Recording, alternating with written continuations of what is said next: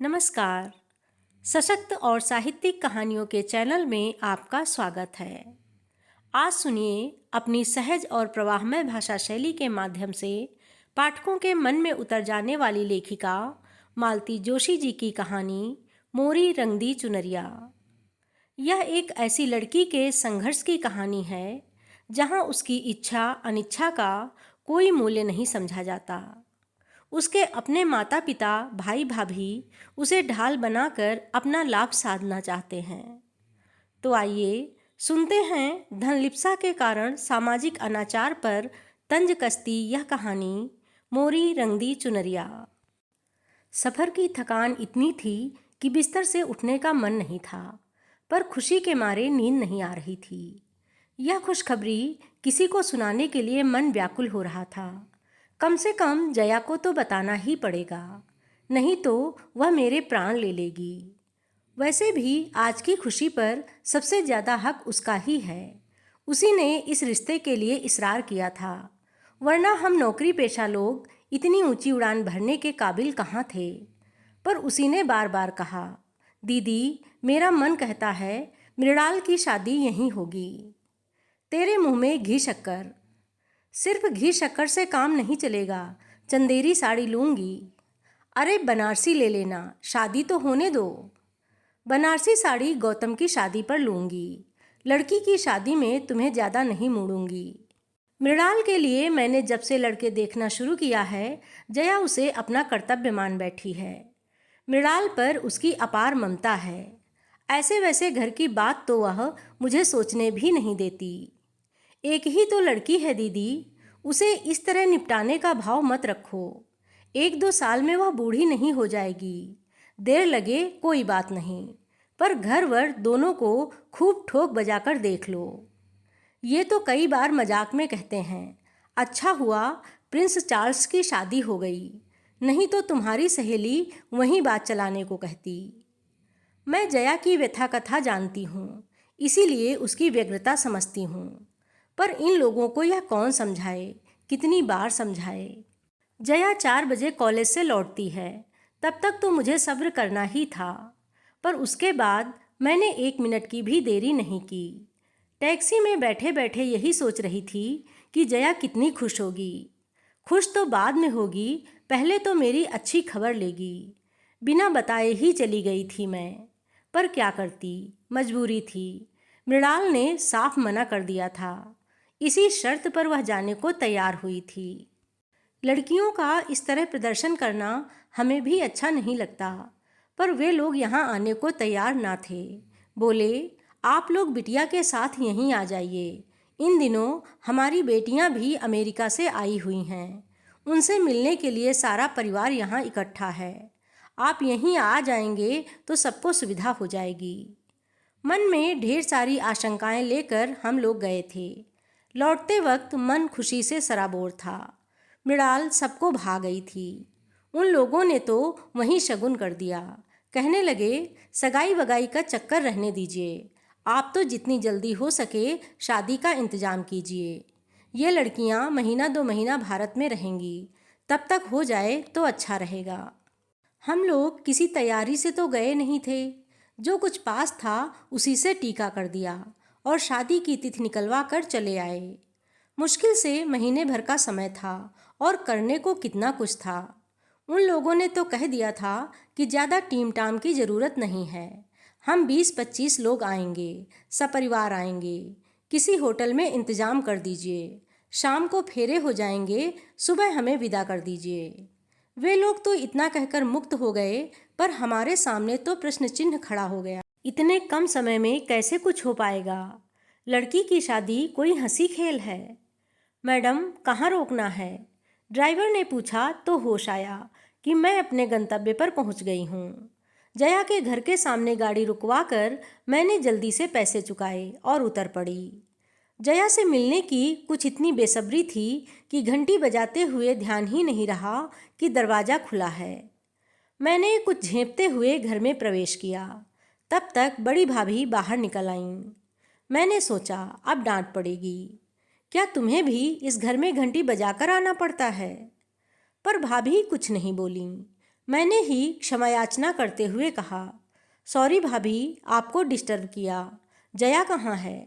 ऊपर अपने कमरे में। ऊपर जाने का रास्ता भीतर वाले बरामदे में से होकर था। हॉल से गुजरते हुए मैंने देखा 4-5 औरतें बैठी हुई हैं। जया की माँ उनसे बातें कर रही हैं, पर सारा माहौल बड़ा गुमसुम सा है। मेरी बंगाली चौड़े पाड़ की साड़ी को उन्होंने इस तरह घूर कर देखा कि मुझे संकोच हो आया। अपनी कलफदार पटलियों को और लहराते पल्लू को सबकी नज़रों से बचाने में मैं इतनी व्यस्त हो गई कि जया की माँ से ठीक से नमस्ते भी न कर सकी। सीढ़ियाँ चढ़ते हुए भान हुआ कि उन्होंने भी तो मेरा कुशल क्षेम नहीं पूछा। इतने दिनों तक ना आने का उलाहना नहीं दिया, और तब याद आया कि बड़ी भाभी ने भी तो आज बात नहीं की। नहीं तो ऐसा कभी नहीं हुआ कि दोनों भाभियों से मीठी रार तकरार किए बिना मैं ऊपर गई हूँ। जया के कमरे में एकदम सन्नाटा था। 24 घंटे चीखने वाला टेप रिकॉर्डर चुप था और महारानी पलंग पर लेटी हुई आशापूर्णा देवी का कोई उपन्यास पढ़ रही थीं। आहा, दीदी आई हैं। मुझे देखते ही वह पुलकित होकर बोली और मेरा मन एकदम हल्का हो गया। नीचे इतना सन्नाटा था कि बस मैंने कहा, और माँ जी के पास 2-4 औरतें ऐसी शक्लें बनाकर बैठी हैं जैसे मातम पुरसी पर आई हूँ। उसने मेरा वाक्य पूरा किया। वे वाकई मातम पुरसी पर आई हैं। अरे, मुझे अब अपने कपड़ों पर सचमुच शर्म आ रही थी। कौन? मेरा मतलब है, किसका देहांत हो गया? हमारे श्रीमान जी गुजर गए, उसने सपाट स्वर में कहा। कौन श्रीमान जी? एक ही तो थे दीदी, मेरी कौन 10-20 शादियां हुई हैं, उसने कहा। उसके बात करने का लहजा कुछ ऐसा था कि सांत्वना की गुंजाइश ही नहीं थी। और फिर सांत्वना भी किस लिए? जिस व्यक्ति का अस्तित्व ही उसके लिए अर्थहीन था, उसके मरने पर शोक और संवेदना का नाटक मुझसे नहीं हो सका। पर उसके घर में तो बाकायदा मातम मनाया जा रहा है। जिस व्यक्ति से तुम्हारा कभी कोई संबंध नहीं रहा, उसका शोक तुम लोग क्यों मना रहे हो? यही तो मेरी समझ में नहीं आता। हमें तो उन लोगों ने खबर तक नहीं दी। कोई सवाल ही नहीं था। किसी तीसरे व्यक्ति ने पत्र लिखा है, जो यहाँ 4-5वें रोज पहुँचा है, और बस यहाँ बाकायदा मातम शुरू हो गया। इन लोगों ने मेरी चूड़ियाँ नहीं फोड़ी, यही गनीमत है। छी, कैसी बातें करती हो, मैंने सिहर कर कहा। सच कह रही हूँ दीदी, मुझे कमरे में कैद करके रख दिया है। कॉलेज नहीं जाने देते, टीवी नहीं देखने देते, रेडियो नहीं सुनने देते, पानी भी मुझे मांग कर पीना पड़ता है। मुझे कोई घड़ा नहीं छूने देता। क्या कहती हो? सब अम्मा का पागलपन है। मेरी सास मरी थी तब भी यही नाटक हुआ था। मुझे तो सुनकर ही वितृष्णा होने लगी थी। पता नहीं जया कैसे सहन कर रही थी। अच्छा जया, चलूँगी अब, फिर कभी आ जाऊँगी। मैंने एकदम उठने का उपक्रम किया तो उसने हाथ पकड़कर बिठा लिया। ऐसे कैसे चली जाएंगी? जो कहने आई थीं वह तो कहिए। वह सब कहने का अब उत्साह ही कहाँ बचा था। मैंने कहा, तुम कॉलेज नहीं आई तो बस देखने चली आई थी कि क्या बात है। झूठ मत बोलिए, आप कॉलेज गई होती तो यह खुशखबरी आपको कब की पता लग जाती। कल ही तो पूरा स्टाफ मिलने आ गया था। हे भगवान, जया ने कैसे सामना किया होगा उन सब का, खासकर मिसेज माथुर और मिसेज मालवीय जैसे लोगों का। उसने जैसे मेरे मन की बात पढ़ ली। बोली, भाभी उनसे नीचे ही निपट लीं। मैंने साफ कह दिया था कि किसी को ऊपर भेजने की ज़रूरत नहीं है। आश्चर्य है, मुझे किसी ने नहीं रोका। आपकी बात अलग है दीदी, सब जानते हैं। आपसे मिलकर मुझे खुशी होती है, बल्कि आप अगर नीचे से ही लौट जाती तो मुझे बेहद दुख होता, क्योंकि मैं जानती हूँ आप क्या कहने आई थीं। बताओ। मृणाल की बात पक्की हो गई है, ठीक है ना? तुमने कैसे जाना? आपके चेहरे से ही पढ़ लिया था। आपके कमरे में आते ही जान गई थी, पर सोचा पहले अपनी खबर सुना दूं, फिर आपकी सुनूंगी। उसके कहने का ढंग कुछ ऐसा था कि मुझे बरबस हंसी आ गई। शोक और संजीदगी का जो आवरण ओढ़ रखा था गिर पड़ा। कमरे में आने के बाद पहली बार मैंने खुलकर सांस ली। और सुनाइए, उन लोगों को आपने कैसे पटाया? मैं जैसे इस क्षण की बाट ही जोह रही थी, फौरन शुरू हो गई। जया से यह सब कहे बिना मुझे चैन भी नहीं आता। वहाँ का सारा हाल बयान करने के बाद मैं घर परिवार का वर्णन करने बैठ गई। संयोग से उनका सारा कुनबा उन दिनों वहाँ इकट्ठा था। मुझे सबको देखने सुनने का मौका मिल गया था।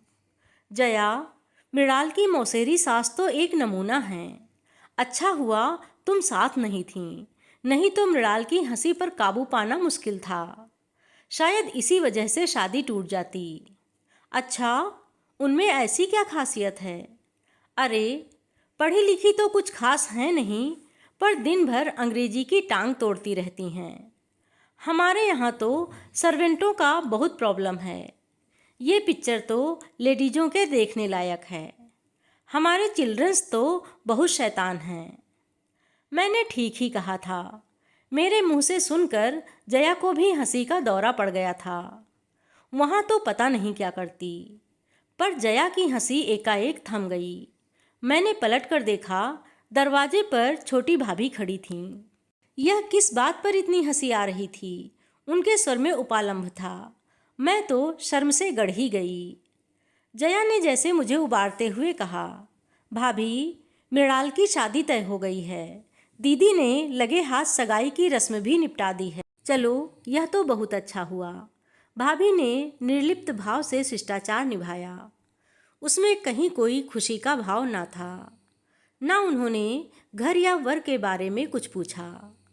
मैं एकदम उठ खड़ी हुई। जया, अब चलूँगी, बहुत देर हो गई। इस बार जया ने मुझे रोकने का प्रयास नहीं किया। भाभी पता नहीं किस काम से ऊपर आई थीं। उसे भूलकर मेरे साथ ही नीचे उतरने लगीं।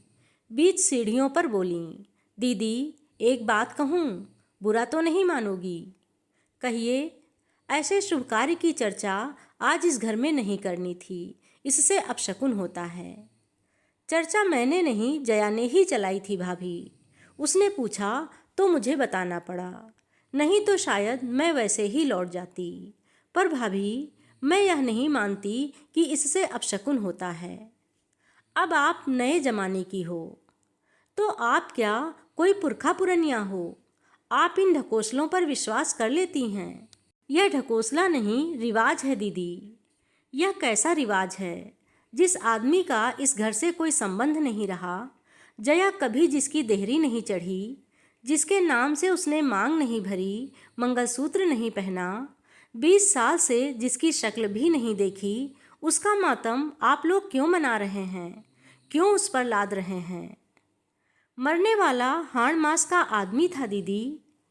दुनिया में रोज सैकड़ों हाड़ मास के आदमी मरते हैं भाभी, लेकिन सबके साथ हमने फेरे तो नहीं लिए होते। मैं हतबुद्धि होकर उन्हें देखती रह गई। उसके बाद उस घर में एक पल भी ठहरना मेरे लिए दूभर हो गया। मेरी सारी खुशी हवा हो गई थी। मन इतना उद्भ्रांत हो गया था कि घर लौटकर मैंने नौकर को बिना बात के डांट दिया।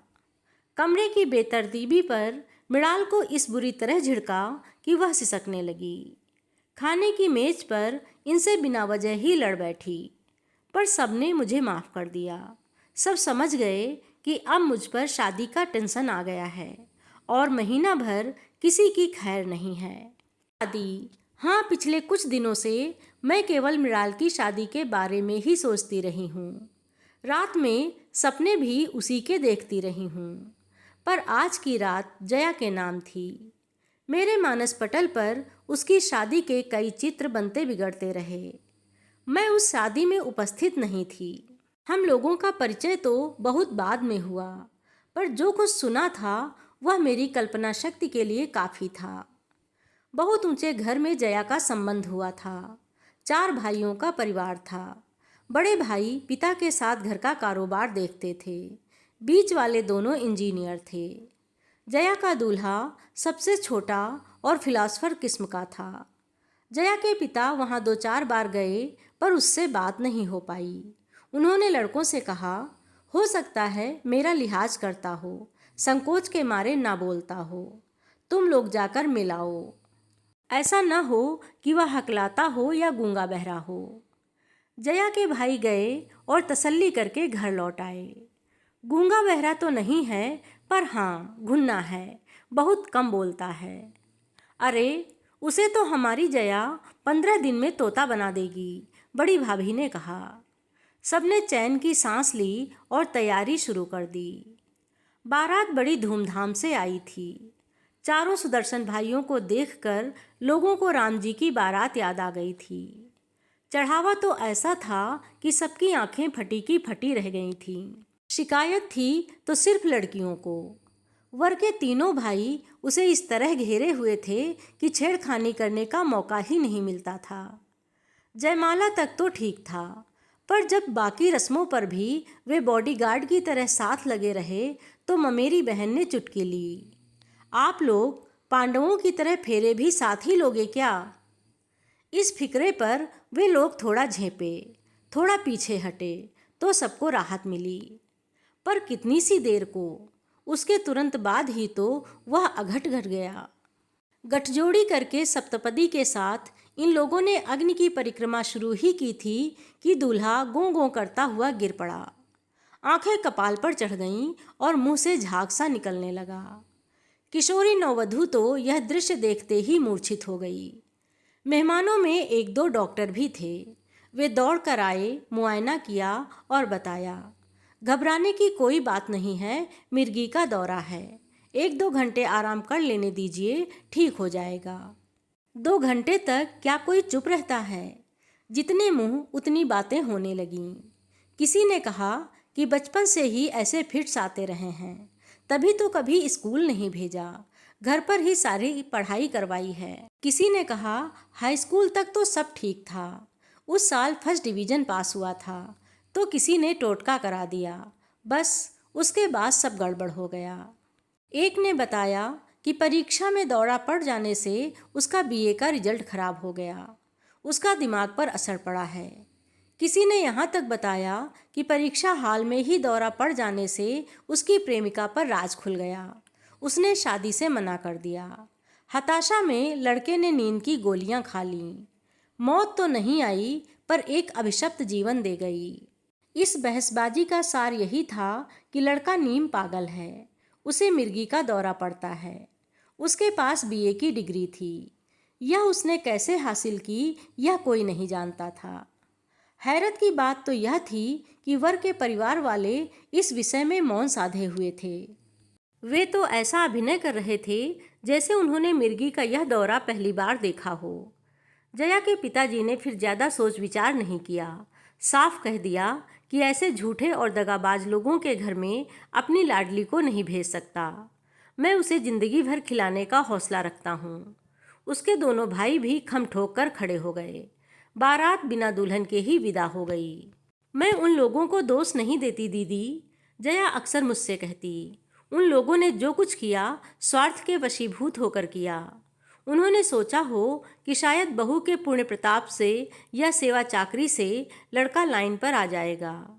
अगर पिताजी इतनी हठधर्मी न करते या मैं भी भावुकतावश जाने का निर्णय कर लेती तो हो सकता है स्थिति में कुछ सुधार भी हो जाता। सिनेमा में, उपन्यासों में ऐसा होता तो है, पर दीदी मुझे तो उन लोगों पर तरस आता है, गुस्सा आता है, जिन्होंने इतनी बड़ी बात हमसे छिपाई। वे लोग हमारे रिश्तेदार थे, इन लोगों के पड़ोसी थे, वे सब कुछ जानते थे, पर उन्होंने हमें कुछ नहीं बताया, बल्कि यह रिश्ता भी उन्हीं लोगों ने सुझाया था। नहीं तो इतनी दूर हम क्यों जाते? दूरी के कारण ही पिताजी ठीक से अता पता नहीं कर सके। वे तो अपने बंधु बांधवों के भरोसे निश्चिंत बैठे रहे। उन्हें क्या पता था कि वे लोग इस तरह पीठ में छुरा भोंक देंगे। बंधु बांधव और करते ही क्या हैं, मैं कहती। इसीलिए तो कौरव पांडवों की कहानी बराबर दोहराई जाती है। दुनिया में रोज महाभारत होते हैं। इस हादसे के बाद साल भर तक जया घर में मुंह छिपाए बैठी रही, पर इस तरह कब तक चलता? कभी तो उसे खोल से बाहर आना ही था। उसकी पूरी जिंदगी उसके सामने फैली पड़ी थी। मन को मजबूती से थाम कर उसने बीए की पढ़ाई पूरी की, फिर एमए में गोल्ड मेडल लिया और हमारे कॉलेज में लेक्चरर हो गई। मैंने और उसने एक ही दिन ज्वाइन किया था। हमारी नौकरी और दोस्ती की शुरुआत साथ ही हुई थी। हम दोनों की आयु में अंतर था, परिस्थितियां भी भिन्न थीं। नौकरी मेरे लिए मजबूरी नहीं थी, एक भरी पूरी गृहस्थी थी मेरी। 2 बच्चे थे, पति अच्छे ओहदे पर थे, लेकिन मैं अपनी डिग्रियों पर जंग नहीं लगने देना चाहती थी। 2 बच्चों के बाद ही मैंने विराम ले लिया था और करियर की शुरुआत की थी। लेकिन परिस्थितियों का यह अंतर हमारे बीच में बाधक नहीं बना। एक बार मन मिल जाए तो बाहरी चीज़ें गौड़ हो जाती हैं। हो सकता है हमारा कोई पूर्व जन्म का ही संयोग रहा हो। कितनी जल्दी हम एक दूसरे से घुल मिल गईं। मेरे बच्चे तो उसकी आंख के तारे थे। मजाल है जो कोई फरमाइश अधूरी रह जाती। मम्मी ने जरा कंजूसी की नहीं कि फौरन जया मौसी के पास शिकायत पहुंच जाती। अपने बच्चों को डांटना भी मेरे लिए कठिन था। फौरन मुझे जया की डांट खानी पड़ती। वह अपने मन का सारा संचित स्नेह गौतम और मृणाल पर लुटा रही थी। उनके लिए टॉफियाँ और खिलौने तो आते ही थे, हर साल सालगिरह पर एक नया स्वेटर भी वे पाते थे। मुझे जब जब पीहर की याद आती मैं उसके घर चली जाती। अम्मा जी मुझे खूब प्यार करती थीं। उन्होंने एक तरह से मुझे अपनी बड़ी बेटी ही मान लिया था। उसकी दोनों भाभियां भी मेरा खूब स्वागत करतीं, मीठे उलाहने देतीं तो नए नए व्यंजन भी खिलातीं। जया सचमुच भाग्यवान थी, नहीं तो ऐसे सहृदय भाई और स्नेही भाभियां अब कहाँ मिलती हैं। दिन बहुत अच्छे से गुजर रहे थे, पर कभी कभी मन बड़ा उदास हो जाता। लगता जया बेचारी यहाँ वहाँ खुशी खोजती फिरती है, उसे उसका हक मिलना चाहिए। उसकी गाड़ी फिर से पटरी पर लाने की मैं खूब कोशिश करती। मेट्रोमोनियल्स पढ़ पढ़कर मैंने अपनी आंखें दुखा ली थीं, पर जया कुछ जवाब नहीं देती, सिर्फ हंसकर रह जाती। उन्हीं दिनों मेरे मौसेरे भाई की पत्नी प्रसूति में चल बसी थी। पहला एक 4 साल का लड़का था। भाई तो जैसे पागल हो गया था। मौसी ने बड़े ही करुण ढंग से मुझे लिखा था कि योगेश के लिए कोई अच्छी सी लड़की देखूं। बच्चे को तो कोई भी पाल लेगा, पर इस समय ज़रूरत योगेश को संभालने की है। निसंतान हो तो विधवा भी चलेगी, पर लड़की सुशील हो और ब्राह्मण हो। मुझे एकदम जया की याद हो आई। योगेश से अच्छा वर उसके लिए मिल नहीं सकता था। रूप रंग, कद काठी, विद्या बुद्धि सभी दृष्टि से वे परस्पर अनुरूप थे। योगेश दुहाजू जरूर था, पर जया के साथ भी तो एक कहानी जुड़ी हुई थी। मैं मौसी को पत्र लिखने ही वाली थी, पर सोचा पहले इन लोगों को तो टटोल लूं, और यह मैंने अच्छा ही किया, नहीं तो बाद में मौसी के सामने लज्जित होना पड़ता। उस घर में इस विषय पर कोई बात करना ही नहीं चाहता था। भाभियों ने मुझे अम्मा जी के पास ठेल दिया और अम्मा जी ने पिताजी के पास भेज दिया। वैसे तो जया के पिताजी भी मुझसे बहुत स्नेह करते थे, पर उन्होंने मेरा जरा भी लिहाज नहीं किया और एक वाक्य में ही सारी बात खत्म कर दी। बोले, बेटी, उसके भाग्य में जैसी शादी लिखी थी हो गई। हमारे खानदान में लड़की बार बार हल्दी नहीं चढ़ती। बात आई गई हो गई। हिंदुस्तान में लड़कों की शादियां तो रुकती नहीं हैं। 4 महीने बाद ही योगेश का विवाह एक सुंदर सुशील कुंवारी कन्या से हो गया। पर जया का प्रश्न तो यथावत था। मैंने उससे कहा, जया, अपने जीवन की गुत्थी तुम्हें ही सुलझानी होगी। कानूनी कार्रवाई में जो मदद चाहोगी हम करेंगे, पर पहल तो तुम्हें ही करनी होगी। वह बोली, दीदी, बुढ़ापे में पिताजी को दुख देने की इच्छा नहीं होती। इतनी बदनामी शायद वे झेल नहीं पाएंगे। जब तक जया के पिताजी जीवित रहे यह विषय फिर से उठाने का प्रश्न ही नहीं था। 3 साल पहले जब उनका देहांत हुआ, जया 35 पार कर चुकी थी। एक दिन यूं ही विषय छिड़ गया था तो बोली, इस उम्र में शादी करती क्या अच्छी लगूंगी? इतनी निकल गई तो आगे भी कट ही जाएगी। अम्मा भी क्या सोचेंगी, जैसे मुझे बाप के मरने का ही इंतजार हो। इस निरानंद जीवन की अभ्यस्त हो चली थी जया कि परिस्थितियों ने फिर नया मोड़ लिया है। जो सुख कभी उसका था ही नहीं, उसके छिन जाने का आत्मीय स्वजन शोक मना रहे हैं, और लोकाचार के इस चक्रव्यूह में वह निरीह लड़की बुरी तरह घिर गई है। शादी से 15 दिन पहले मैंने छुट्टी ले ली, लेनी ही पड़ी। जया ने तब तक ज्वाइन नहीं किया था। जब वह दोबारा कॉलेज जाने लगी तो मुझे आशा थी कि कॉलेज आते जाते किसी दिन वह जरूर आएगी, सारी तैयारियों का मुआयना करेगी, मेरी आलोचना करेगी, सलाह देगी, पर वह एक बार झांकी तक नहीं। मैंने कितने दिनों तक कार्ड्स नहीं छपवाए। उसे बहुत चाव था। जब भी किसी का कार्ड देखती कहती, दीदी मृणाल की शादी में कार्ड्स का कॉन्ट्रैक्ट मुझे देना, देखना ऐसा डिजाइन करूंगी वो शानदार मैटर होगा कि लोग हॉल में सजा कर रखेंगे। रिसेप्शन का मीनू बनाते हुए उसकी इतनी याद आई। सुनार की दुकान पर अकेले पांव देने का मन नहीं हो रहा था। ढेर सारी साड़ियाँ खरीदनी पड़ीं, पर शॉपिंग का कोई मज़ा नहीं आया। दुकानदार भी अक्सर पूछ लेते थे, मैडम आज आपकी सहेली नहीं आई? मैंने तो कभी सोचा भी नहीं था कि वह मेरी जिंदगी का इतना ज़रूरी हिस्सा बन गई है। कार्ड देने तो उसके यहाँ जाना ही था। हम लोगों ने पूरे परिवार को सादर आमंत्रित किया। फिर मैंने जया से कहा, तुम्हें तो पूरे 2 दिन की छुट्टी लेनी पड़ेगी, मैं कोई बहाना नहीं सुनूंगी। मृणाल को विदा करके ही तुम घर लौटोगी। उसने फीकी हंसी हंसकर कहा, अम्मा से पूछ लो। अम्मा जी तो इनके सामने ज़्यादा बोलती नहीं थीं। बड़ी भाभी ने कहा, हम लोगों में से कोई आ जाएगा दीदी, पर जया के लिए इसरार मत करना। देखो अभी 1.25 महीना भी नहीं हुआ है, लोग क्या कहेंगे। कोई बहुत तीखी सी बात मेरे होठों तक आई थी, पर मैं जब्त कर गई। इनके सामने तमाशा करने की हिम्मत नहीं पड़ी, और फिर कहने से फायदा भी क्या था, बेकार अपना ही मूड खराब होता। हम लोग चलने लगे तो जया ने मुझे एक और बुलाकर कहा, दीदी मेरी एक बात रखेंगी?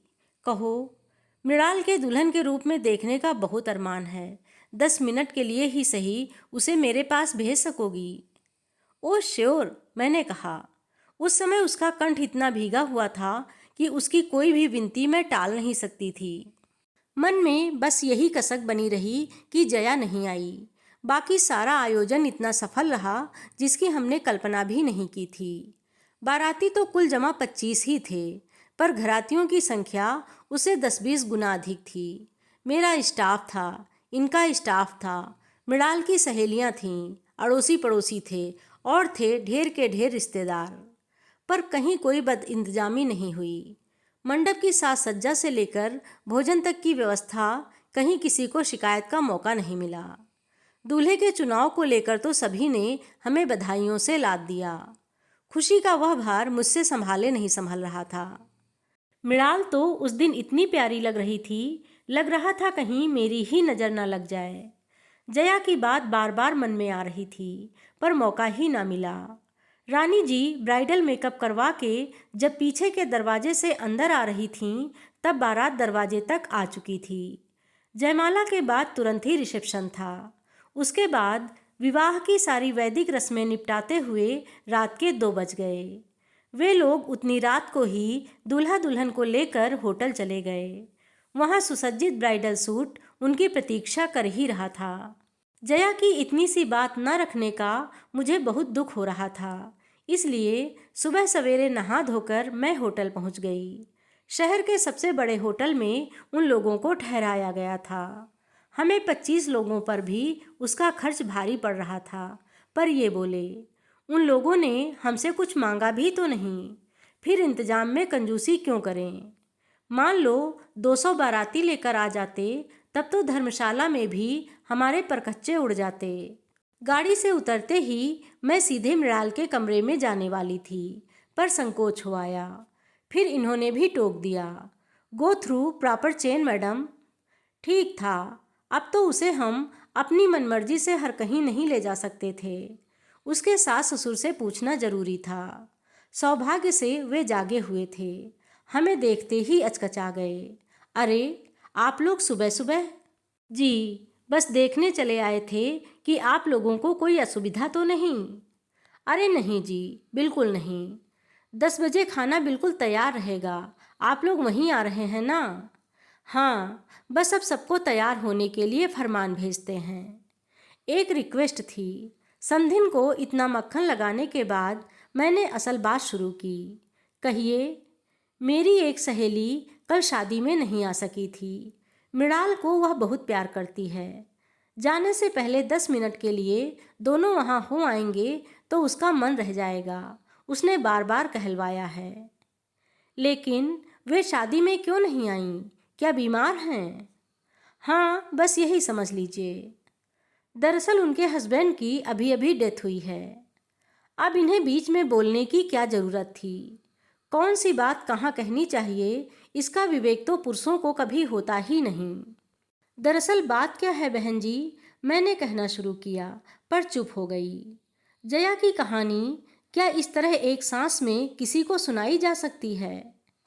मुझे तो आश्चर्य हो रहा है मिसेज कुमार, अभी तो लड़की की हल्दी भी नहीं उतरी और आप उसे ऐसी जगह भेज रही हैं, अपने ही हाथों अपनी बेटी का असगुन कर रही हैं। आश्चर्य तो मुझे होना चाहिए था, मैंने तो कह भी दिया। बहन जी, आप तो यूरोप में 8-10 साल रह चुकी हैं, क्या आप भी इन चीज़ों को मानती हैं? यूरोप में रहने से क्या होता है, कोई हम अंग्रेज थोड़े ही हैं, अपनी संस्कृति थोड़े ही छोड़ देंगे। मैं उनके कटे बालों को, रंगे होठों को, तराशी भौहों को और अनावृत बाहों को देखती रही। विदेश सेवा में रत अपने पति के साथ मैडम ने सिर्फ चोला बदला था, मन तो अब भी वही घोर परंपरावादी था। और घर परिवार में उनके इसी गुण की प्रशंसा होती होगी। फलाने की बहू इतने दिन फॉरेन रहकर आई है पर अपनी संस्कृति नहीं भूली। ये कौन सी संस्कृति है? समधी जी ने शायद मेरे मनोभावों को पढ़ लिया था। खींचकर पत्नी से बोले, ये किस ढकोसलेबाजी में पड़ी हो, जाने दो बच्चों को, 2 मिनट में कुछ नहीं बिगड़ता। पति की अवमानना करने का ताव शायद उनमें नहीं था। बोली, उन्हें जगने तो दीजिए। फिर मुझसे बोली, आप तो उनके साथ जाएंगी ना, अगर आपकी सहेली इन लोगों को कुछ देने लगे तो आप अपने हाथ से दीजिएगा, उनसे मत दिलवाइएगा। जया कुछ देगी यह तो निश्चित था। नए जोड़े को कोई भी खाली हाथ विदा नहीं करता। उस समय क्या मुझसे इस निर्मम आज्ञा का पालन हो सकेगा? मैं जया को खुशी देने जा रही हूँ, उसका अपमान करने नहीं। तो रहने ही देते हैं। मैं एकदम उठकर खड़ी हो गई। आपने शंका उठाई है तो अब मेरा मन डामाडोल होने लगा है। वही तो, वे खुश होकर बोली, हम लोगों के इतने पुराने संस्कार हैं, वे सहज ही में थोड़े ही जाते हैं। पुरुषों को तो किसी चीज़ का विधि निषेध नहीं है, पर हम लोग तो इतनी लापरवाह नहीं हो सकती। हर बात को 10 बार सोचना पड़ता है। उनका प्रवचन सुनकर पहली बार पछतावा हुआ। मृणाल के लिए घर ढूंढने में हमने कोई भूल तो नहीं की। मृणाल गई और घर एकदम सूना हो गया। मेहमानों से ठसाठस भरा हुआ था, फिर भी भाएं भाएं कर रहा था। यही तो फर्क होता है। बेटी की शादी होती है तो घर खुशियों से भर जाता है, पर बेटी के साथ तो सारी रौनक ही विदा हो जाती है। करने को तो अब भी कितने काम थे, पर पहले वाले उत्साह का कहीं अंश मात्र भी शेष नहीं था। 4-5 दिन बाद फोटोग्राफर एल्बम बनाकर दे गया तो मुझे जैसे एक खिलौना मिल गया। मैं घंटों बैठी अपनी लाडली को निहारती रहती, हर आने जाने वाले को दिखाती रहती। उस दिन भीड़भाड़ में तो मैं किसी को ठीक से देख ही नहीं पाई थी। मेरे मन मस्तिष्क पर तो मृणाल और किशोर छाए हुए थे, पर अब फुर्सत से बैठकर मैं सबका मुआयना कर रही थी और सहसा मेरी आंखें जया की भाभी पर अटक गईं। उस दिन केवल उसके छोटे भाई और भाभी ही आए थे। वे भी खाने के लिए नहीं रुके, बस लिफाफा पकड़ाकर चले गए थे। कैमरे ने उन्हें वरवधू को आशीर्वाद देते हुए कैद कर लिया था। भाभी की साड़ी देखकर मेरे मन पर सांप लौट गया। यह वही साड़ी थी जो हम लोगों ने पिछले वर्ष बंगलुरु में खरीदी थी। पिछले वर्ष कॉलेज की ट्रिप दक्षिण भारत गई थी। पूरे रास्ते हम लोग साड़ियाँ और नग वाले गहने खरीदते रहे। जया ने गहरे हरे रंग की कांजीवरम खरीदी थी, जिसका लाल और सुनहरी बॉर्डर था। उसने कहा था, दीदी इसका उद्घाटन मृणाल की शादी में करेंगे। जया ने वही किया था। मृणाल की शादी में भाभी को वही साड़ी पहनाकर भेज दिया था। अच्छा हुआ जो उस दिन मेरा ध्यान नहीं गया, नहीं तो मूड इतना खराब होता कि बस। तो क्या जया अब वह साड़ी कभी नहीं पहनेगी? वैसे मुझे उस पर गुस्सा भी आ रहा था। शादी में नहीं आई तो ना सही, पर बाद में तो आ सकती थी। क्या उसे एल्बम देखने का भी चाव नहीं रहा, या कि वह मुझ पर नाराज है? पर मैं उसे कैसे समझा पाऊंगी कि मैं मृणाल को उसके पास क्यों नहीं भेज सकी। पूरे 1 महीने की छुट्टी के बाद दोबारा कॉलेज जाते हुए मन खुशी से सराबोर था। पहले ही दिन शादी का एल्बम साथ ले जाना मैं नहीं भूली थी। स्टाफ रूम में दिन भर अच्छा शगल चलता रहा। मुझे लोगों ने दोबारा बधाइयों से लाद दिया, तारीफों के पुल बांध दिए। मैं भीतर ही भीतर पुलक से भर उठी। पर जया को देखते ही सारी खुशी को पाला मार गया। उसने तो सचमुच ही जैसे वैराग्य धारण कर लिया था। मुझे तो उसके पास बैठकर बात करने में भी संकोच होने लगा। मैं तो उससे लड़ने का इरादा लेकर आई थी। मुझे उससे माफ़ी भी मांगनी थी, पर दोनों ही बातें नहीं हो सकीं। उसके सूखे चेहरे और रूखी वेशभूषा से अभ्यस्त होने में मुझे 4-5 दिन लग गए। उसके बाद मैंने कहा, जया, बाजार कब चलना है? किस लिए? चंदेरी साड़ी लेनी है ना? अरे दीदी, मैंने तो मजाक किया था। लेकिन मैंने तो मजाक नहीं समझा था। अब आप क्या लड़की की शादी में साड़ियाँ बांटती फिरेंगी? रहने दीजिए, गौतम की शादी पर सोचेंगे। लड़का हो या लड़की, क्या फ़र्क पड़ता है? दोनों की शादी में माँ बाप को खुशी तो होती ही है।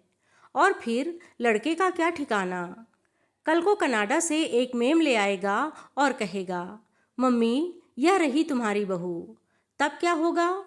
मेरे सारे अरमान धरे के धरे रह जाएंगे। मेम बहू आएगी तो क्या आप हमें साड़ी नहीं देंगी? फालतू बातें बंद। यह बताओ, बाजार कब चलना है? अभी रहने दीजिए दीदी, अभी बाजार जाती क्या मैं अच्छी लगूंगी? जया, यह तुम्हें क्या होता जा रहा है? मैंने कहा। कहना तो और भी बहुत कुछ चाहती थी, पर चुप रह गई। सचमुच इस लड़की को क्या होता जा रहा है? कपड़े तो जैसे भी पहन रही है ठीक है, पर शरीर भी तो सूखता चला जा रहा है। ब्लाउज झूल रहे हैं, गालों की हड्डियां निकल आई हैं, आँखों के इर्द गिर्द स्याह घेरे बन गए हैं। क्या रातों को सो नहीं पाती?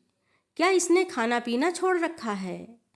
पहले वाली बात होती तो मैं चुटकी ले लेती। जया, लगता है मरने वाले का गम तुम्हें सचमुच खाए जा रहा है। पर अब आपस में न तो वह संवाद रह गया है, न जया के बुझे बुझे चेहरे को देखकर यह सब कहने का साहस होता है। उस दिन कैलेंडर की तारीख बदलते हुए याद आया, आज तो जया का जन्मदिन है। उसका जन्मदिन हर साल मैं ही मनाती थी, कुछ ना कुछ उपहार भी देती थी। इस बार का उपहार तो यही था। जब मेरे बार बार कहने पर भी नहीं मानी, तो एक दिन मैं खुद ही जाकर उसके लिए साड़ी ले आई थी। चंपई रंग की खूबसूरत चंदेरी थी, जिस पर रुपहले बेल बूटे थे। यह जया का प्रिय रंग था। मैंने गुलाब जामुन सुबह ही बनाकर रख दिए। पंडित जी को दही बड़ों के लिए कह दिया। सोचा और कुछ गरम मैं आकर बना लूँगी। उस दिन के लिए इनसे गाड़ी मांग ली। सोचा गाड़ी में डालकर साथ ही ले आऊँगी। उसे खिला पिलाकर यहाँ से साड़ी पहनाकर ही भेजूँगी। उसका यह अकारण वैराग्य अब मुझसे झेला नहीं जा रहा था। किसी को तो पहल करनी पड़ेगी। वह अपने आप तो इस तथाकथित शोक से उबर नहीं पाएगी। पर कॉलेज जाते ही मुझे निराश होना पड़ा। उस दिन फिर उसकी छुट्टी की एप्लीकेशन आई हुई थी। मेरी सारी व्यूह रचना व्यर्थ होकर रह गई। क्या करती है यह लड़की? हर 2 दिन बाद गायब हो जाती है। स्टाफ रूम में मैंने अपनी झल्लाहट उतारते हुए कहा, इसे नौकरी वोकरी करनी है कि नहीं?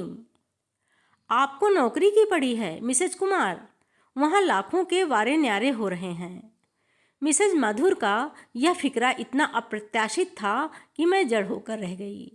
विश्वास ना हो तो मिसेज गुप्ता से पूछ लो। मैंने मिसेज गुप्ता की ओर देखा तो वह बुरी तरह झेंप गईं। बेचारी गऊ महिला हैं, किसी के पचड़े में नहीं पड़ती। पता नहीं मिसेज माधुर ने उन्हें कैसे लपेट लिया। बताइए ना मिसेज गुप्ता, आप इतना डरती क्यों हैं? कोई आपने चोरी की है? मिसेज माधुर ने उन्हें उकसाया। तो वे बड़े दयनीय स्वर में बोलीं, भाई हमें तो ठीक से मालूम नहीं है, हमने तो सुना भर है। वही तो पूछ रहे हैं, क्या सुना है? हमारे सामने अस्थाना साहब एडवोकेट हैं ना, वो बता रहे थे कि इन लोगों ने दावा किया है। कैसा दावा? यही प्रॉपर्टी का, हस्बैंड की प्रॉपर्टी के लिए मिस वाजपेयी ने दावा किया है। अपने आप को मिस कहती हैं और हस्बैंड की प्रॉपर्टी में हिस्सा मांगती हैं। ये मिसेज मालवीय थीं। इम्पॉसिबल। बड़ी देर बाद मेरे मुंह से निकला, जया कभी इतनी नीच हरकत नहीं कर सकती। मिसेज कुमार, मिसेज माथुर बोली, आपने बच्ची की शादी जरूर कर दी है, पर दुनियादारी के मामले में आप स्वयं अभी बच्ची हैं। आप नहीं जानती कि पैसे का मोह आदमी से क्या क्या करवा लेता है। प्रॉपर्टी के चक्कर में अच्छे अच्छों की नकाब उतर जाती है। लेकिन जया पैसे की भूखी नहीं है। वह खुद 2,500 रुपये महीना कमा रही है और 1,000 और लाख में फर्क होता है मिसेज कुमार। पर मैं कहती हूँ इसमें इतनी हाय तौबा मचाने की क्या ज़रूरत है? मिस रायजादा बोलीं। अगर वह उस शख्स के नाम पर 20 बरस तक धूनी रमाकर बैठी है तो उसका प्रॉपर्टी पर पूरा हक बनता है। वह अपने जायज़ हक के लिए लड़ रही है। बात जायज़ या नाजायज़ हक की नहीं है मिस रायजादा, मैंने संजीदा होकर कहा। प्रश्न तो यह है कि जिस बंधन को मन ने कभी स्वीकार ही नहीं किया, उसके मन जरूर स्वीकार करता, मिसेज माधुर बोली।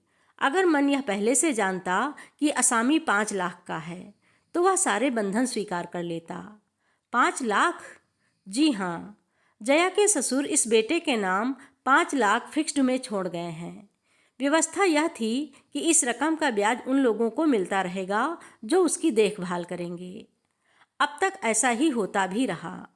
तीनों भाई बारी बारी से उसे संभालते रहे, लेकिन उसकी मृत्यु ने अब प्रश्न चिन्ह खड़ा कर दिया है। इतनी बड़ी रकम का वारिस कौन होगा? वैसे लीगल राइट तो जया का ही बनता है, मिस रायजादा ने कहा। अरे वे लोग आपस में फैसला कर लेंगे, पर इसे एक कौड़ी भी नहीं देंगे, देख लेना। सुना है इन लोगों ने नोटिस भेजा है। उससे क्या फर्क पड़ता है? मुझे तो उस आदमी की मृत्यु भी स्वाभाविक नहीं लगती। स्टाफ रूम में फिर मृत्यु के कारणों की चर्चा चल पड़ी। कई तर्क कुतर्क उछाले गए, पर मेरा मन उस बातचीत से बहुत दूर चला गया था। जो कुछ सुना था उस पर विश्वास करना कठिन हो रहा था, पर इतने सारे लोग झूठ तो नहीं बोल सकते। उस शाम मैं अपने को ठेल ठाल कर उसके घर ले गई। वहाँ जाने की अब पहले की सी ललक मुझ में नहीं रही थी। उन लोगों का स्वागत भी अपेक्षाकृत ठंडा था। मुझे लगा कि यह संबंध अब बहुत दिनों तक ढोया नहीं जा सकेगा। जया हस्ब मामूल अपने कमरे में थी। साड़ी का पैकेट उसकी गोद में रखते हुए कहा, जन्मदिन की एक तुच्छ भेंट स्वीकार कीजिए। ओह दीदी, उसने कहा और उसकी आंखें छलछलाईं। यहाँ घर पर तो सब लोग इतने व्यस्त हैं कि किसी को ऐसी छोटी सी बात का होश ही नहीं है। पर मैं जानती थी आप नहीं भूलेंगी, इसीलिए कॉलेज नहीं आई। बहुत मेहरबानी। आप यह सब क्यों लाई हैं? आपका तो आशीर्वाद ही मेरे लिए बहुत है। आपके इस स्नेह ऋण से तो मैं कभी उबर ही ना पाऊंगी। धन्यवाद प्रस्ताव पढ़ चुकी?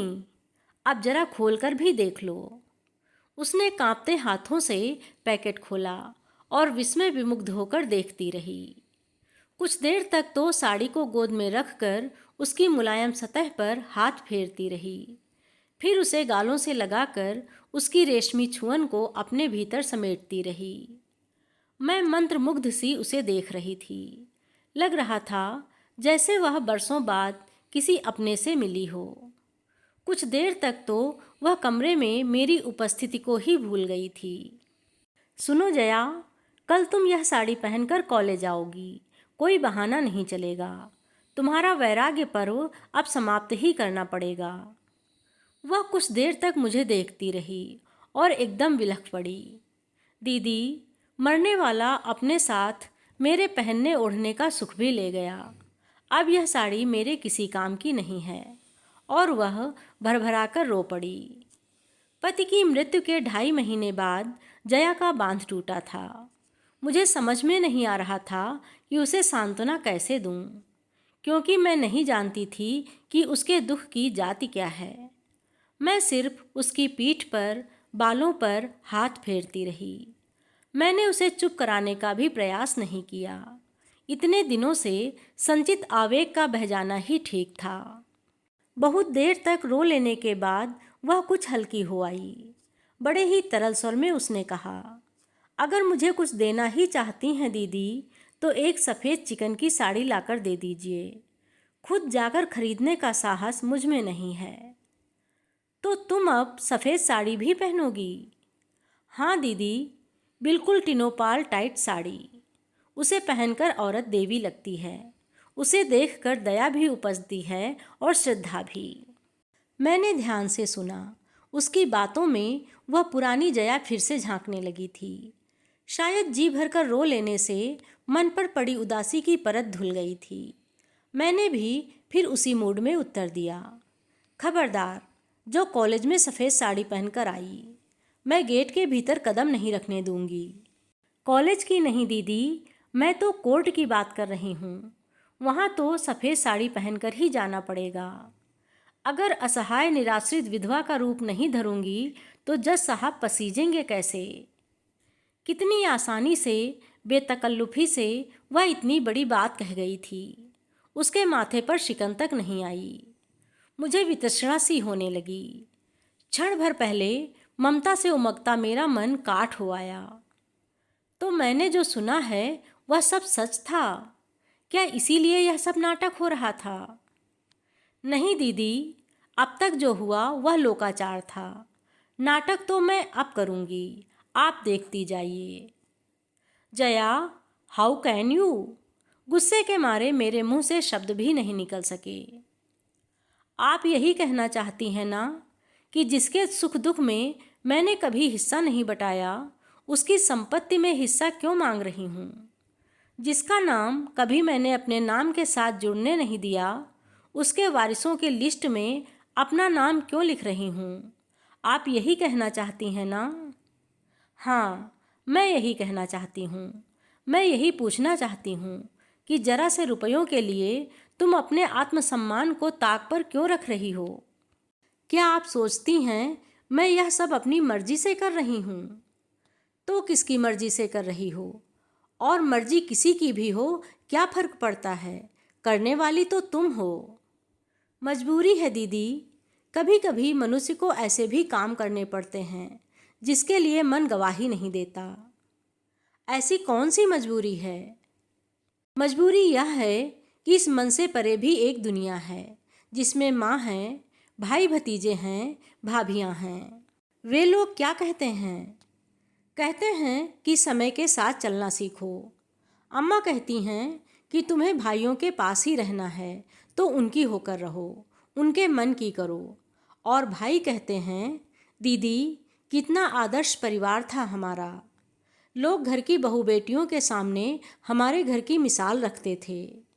कितने उतार चढ़ाव आए होंगे, पर हमारे यहाँ कभी चकचक नहीं हुई। सास बहू, ननद भौजाई, देवरानी जेठानी, इनके बीच कभी तकरार नहीं हुई। बहुत अमीर तो हम कभी भी नहीं थे, पर दाल रोटी आराम से चल जाती थी और सब उसमें खुश भी थे। पर इधर कुछ दिनों से असंतोष का लावा सा फूट पड़ा है। पता नहीं कितनी अतृप्त इच्छाएं एकदम सिर उठाकर खड़ी हो गई हैं। बड़ी भाभी दिन रात बिसूरती रहती हैं कि पैसों के अभाव में महिमा की शादी अच्छी जगह नहीं हो सकी। अब कम से कम अणिमा के लिए ही अच्छा घरवर जुट जाता। छोटी भाभी कहती हैं कि इंजीनियरिंग में एडमिशन नहीं हुआ तो मयूर शायद आत्महत्या ही कर लेगा, पर भैया के पास कैपिटेशन फी के पैसे कहाँ हैं? छोटे भैया का इस दड़बे में दम घुट रहा है और वे शहर से बाहर एक अच्छा सा फ्लैट खरीदना चाहते हैं। बड़े भैया कहते हैं कि पैसे का सुभीता हो जाए तो वे इस घर की ही काया पलट कर देंगे।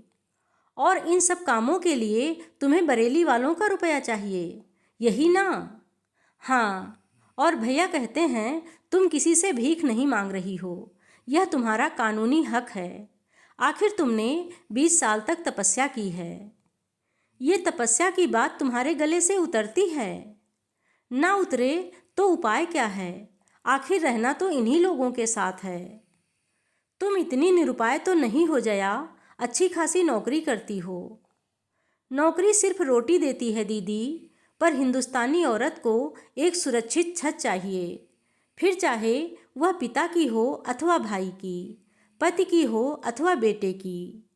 इसीलिए तो इस लड़ाई में अम्मा भी मेरे साथ नहीं हैं। इस चौथेपन में वे बेटों से बिगाड़ नहीं कर सकती। आखिर वे ही तो उन्हें मुखाग्नि देंगे। मेरा क्या है, मैं तो महज एक लड़की हूँ जो जन्म लेते ही परिवार पर भार बन जाती है। आई एम सॉरी जया, मैंने उठते हुए कहा। तुम्हारी परेशानियों को तुमसे ज़्यादा कौन समझ सकता है। मैं तो यूं ही कुछ ना कुछ कहती रहती हूँ, मेरे भाषण का बुरा ना मानना। वह मुझे छोड़ने नीचे तक आई, पर हम दोनों में फिर कोई बात नहीं हुई। बैठक से गुजरते हुए देखा, घर के लगभग सभी सदस्य वहाँ उपस्थित हैं और गर्मागर्म बहस चल रही है। जया, जरा इन लोगों की हिमाकत तो देखो, बड़े भैया ने एक कागज नचाते हुए कहा। क्या हुआ? अरे, वे लोग तो तुम्हारी शादी को ही चैलेंज कर रहे हैं। लिखते हैं कि हिंदू विवाह नियम के अनुसार फेरों के बाद ही विवाह पूर्ण रूप से संपन्न माना जाता है। जयमाला कोई वैदिक विधान नहीं है, यह तो मात्र एक परंपरा है। मैं 10 गवाह खड़े कर दूंगा कि फेरे हुए थे, छोटे भैया ने जोश में कहा। तो क्या वे लोग 100 गवाह नहीं ला सकते? आखिर 5 लाख का मामला है। जया की इस व्यंग्योक्ति पर छोटे भैया चकित होकर उसे देखते रह गए। तुम्हारी सास के मरने पर अपने यहाँ चिट्ठी आई थी। पिताजी की पुरानी फाइलों में वह अब भी मिल जाएगी। हम उसे कोर्ट में दिखा सकते हैं। अगर हमारा कोई संबंध नहीं था तो हमें सूचना क्यों भेजी गई? बड़े भैया की दलील बड़ी जोरदार थी, पर जया के पास भी नहले पर दहला था। अगर वे सचमुच मेरी सास थीं तो मैं उस समय बरेली गई क्यों नहीं? सास के बाद मेरे ससुर भी शांत हुए थे, उनकी खबर क्यों नहीं आई? उनके बेटे के बारे में भी हमें तीसरी जगह से पता चला, उन लोगों ने क्यों नहीं लिखा? यही तो जालसाजी है। इसी पॉइंट पर तो हम उन्हें धर लेंगे। और अगर वे पूछें कि मैं अब तक मिस वाजपेयी क्यों हूँ, तो आप क्या जवाब देंगे? मेरा service record, GPF, bank account सब तो इसी नाम से है। अरे, तू तो जिरह पर उतर आई। बड़े भैया एकदम गुस्सा हो गए। जिरह कर भी रही है तो किसकी तरफ से, यह तो देखो। मैं अपनी ओर से जिरह कर रही हूँ छोटे भैया, जया ने आवेश में भरकर कहा। 39 साल की हो गई हूँ मैं, कभी तो मुझे बोलने का मौका दीजिए। हाँ बोलो, क्या कहना चाहती हो? सिर्फ यही कि बस बहुत हो चुका, अब मेरी जिंदगी से खिलवाड़ करना बंद कीजिए। हम खिलवाड़ कर रहे हैं तो इसे और क्या नाम दूं? मेरे लिए सारे निर्णय आप लोग ही लेते रहे हैं। कभी मुझसे पूछा होता कि मेरी मंशा क्या है? आप लोगों की हठधर्मी ने मुझे मेरी ससुराल नहीं जाने दिया। वहाँ सुख में दुख में जैसे भी होता मैं जी ही लेती। इसका ज्ञान तो हमें घुट्टी में ही पिलाया जाता है। वहाँ रहती तो यह आज की समस्या तो ना उठती। उस समय आप लोगों ने यह नहीं सोचा कि इतनी पहाड़ सी जिंदगी मैं कैसे काटूंगी। बाबूजी की जिद ने मुझे दूसरी शादी नहीं करने दी, नहीं तो आज मैं कहीं अपनी छोटी सी गृहस्थी लेकर चैन से जी रही होती। अब आप फिर मेरा तमाशा बनाने पर तुले हुए हैं। अब आप सबूत जुटाएंगे और कोर्ट दर कोर्ट साबित करते फिरेंगे कि मैं सचमुच मरने वाले की ब्याहता पत्नी हूँ। जिस गति से इस देश में दीवानी मुकदमे चलते हैं उससे जाहिर है इसमें सालों लग जाएंगे। तब तक मेरा वजूद क्या होगा बताइए तो? मैं कुंवारी हूँ या विवाहिता, विधवा हूँ या परित्यक्ता? सबको जैसे काठ मार गया था। कमरे में इतने लोग थे पर जया के स्वर की धार ने सबको गूंगा कर दिया था। बड़े भैया, उसने अश्रु विगलित कंठ से कहा, मैं आपके पांव पड़ती हूँ। आप चाहें तो मेरी सारी पेंशन, जीपीएफ, सीपीएफ अपने नाम लिखवा लीजिए, पर मुझसे ऐसा कोई काम ना करवाइए कि मैं अपनी ही नज़रों में गिर जाऊं। मुझ पर इतनी मेहरबानी जरूर कीजिए। चलिए दीदी, उसने मेरा हाथ पकड़कर कहा तो मुझे होश आया और शर्म भी। उस पारिवारिक ड्रामे की मूक दर्शक बनी मैं अब तक वहीं खड़ी थी। सॉरी जया, मैंने बाहर निकलते हुए कहा। मुझे बहुत पहले चले जाना चाहिए था। भाभी लोग पता नहीं क्या सोच रही होंगी। मुझे मालूम है वे क्या सोच रही हैं और उनका सोचना बिल्कुल ठीक है। आज आप साथ थीं, इसीलिए मैं इतना खुलकर बोल सकी। नहीं तो शायद फिर से ओठ सी लेती और अपने में ही घुलती रहती। और फिर एकाएक तरल स्वर में बोली, दीदी, अगर कभी ज़रूरत पड़ी तो आप पर भरोसा कर सकती हूँ ना? निराश तो नहीं करेंगी?